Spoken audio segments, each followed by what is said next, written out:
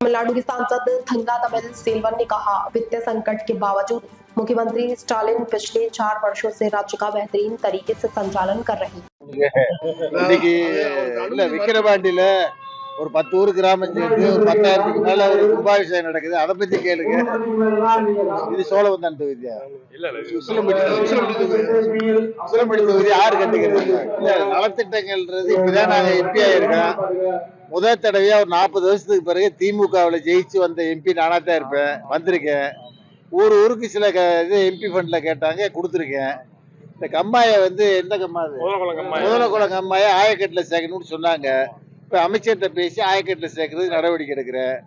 வேற சின்ன சின்ன கோரிக்கைகள் எதுவா இருந்தாலும் அமைச்சர்கிட்ட சொல்லி முதல்வர்கிட்ட சொல்லி எடுக்கிறதுக்கு ஏற்பாடு பண்ணுவோம்.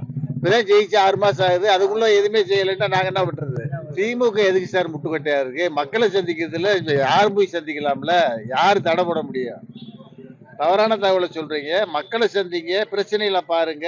மக்களை சந்திச்சு பிரச்சனைகளை கேட்டு சால்வ் பண்றதுக்கு உண்டான வழியை பாருங்க.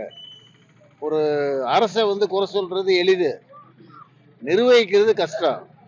இந்த நிதிச்சுமையிலையும் 4 வருஷமா ஒரு சிறந்த அரசா விளங்குதுன்னு சொன்னா, இந்தியாவிலேயே முதன்மையான மாநிலமா கொண்டு வந்த ஒரு முதல்வர் யாருன்னு கேட்டா தமிழ்நாடு முதல்வர் அண்ணன் தளபதி மட்டும்தான். அந்த அளவுக்கு சிறப்பான ஆட்சியை 20 மணி நேரம் ஒரு நாளைக்கு உழைச்சு நல்ல ஆட்சியை கொடுத்திருக்காரு. மக்கள் நம்புறாங்க. அண்ணாமலை பிஜேபிக்கு தலைவர்.